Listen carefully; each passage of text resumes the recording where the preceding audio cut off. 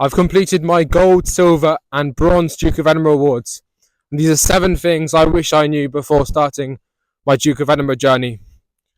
Recently I went into Buckingham Palace for the Gold Award Presentation.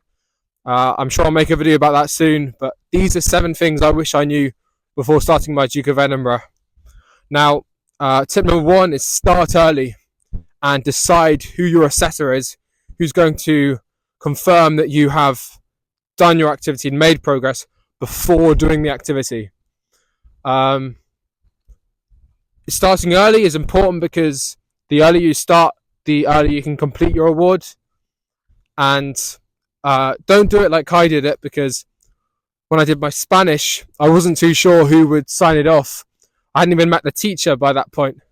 So it all worked out, but you don't want to have done a lot and committed to so much of an activity to then not have a confirmed leader or assessor for you. So make sure you know exactly who it is before and start early. Tip number 2 is to not overthink your activity. You might spend a lot of time thinking about what activity you want to do, which is great, it's excellent. And of course you want to do something you enjoy, but don't overthink it, because I'm sure there's so many activities in your local area that are easier for you that you might not have initially considered.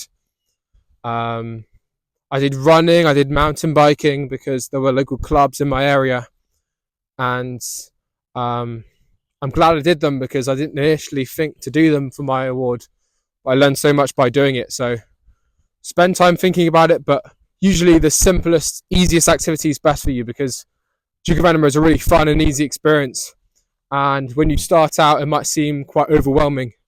Okay, now on to tips 3 and 4. Now these are some mindset shifts that can be applied to anywhere in life, but I think I wish someone had told me it before doing my DofE. Now one of them is to think of it like you don't have to do your DofE, but you get to do your DofE.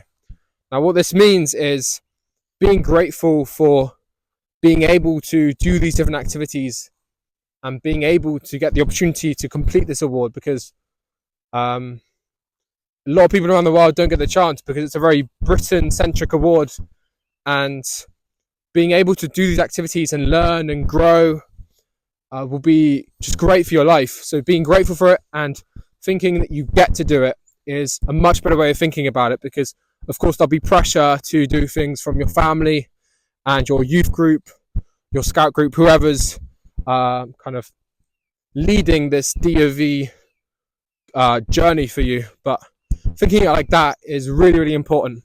And tip number 4 is not really focusing on the end goal and worrying about how you're going to commit to this long term, but just focusing on the next small step you can do. So focus on crossing the stream just ahead of you, instead of focusing on the huge mountain ranges miles ahead. Because if you focus on the river stream ahead of you and how you can cross that, it'll be much, much better for you than worrying about the mountain range and getting there. So just think about what you can do this week that will help you on your DofE journey. Maybe it's still setting up your activities.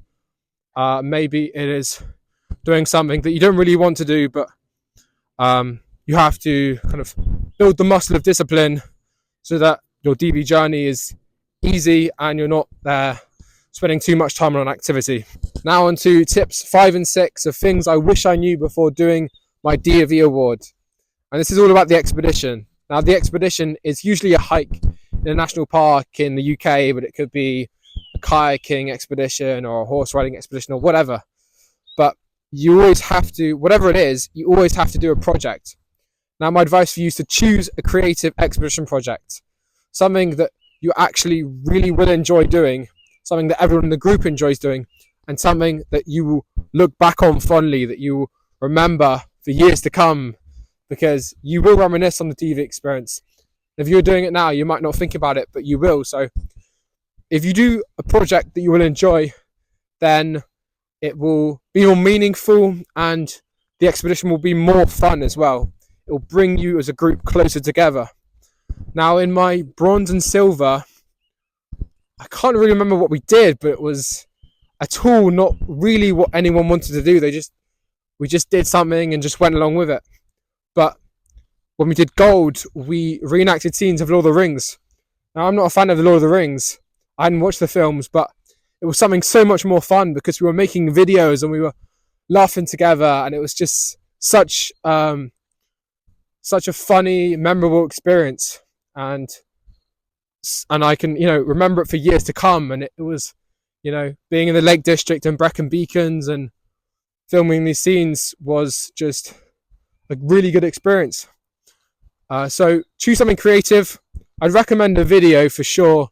I think making videos is really fun. It doesn't have to be, an Oscar-winning film, just something film related, because you can remember memories better through video.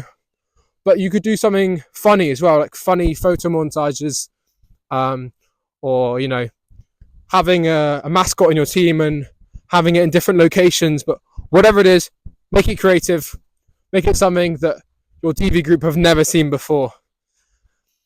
My tip number 6 is, during your expedition, of course there'll be many highs. It's a great experience overall, but there also will be a lot of lows as well. There are times where maybe your team don't get along, maybe things don't go to plan, and however successful your team is, this will happen.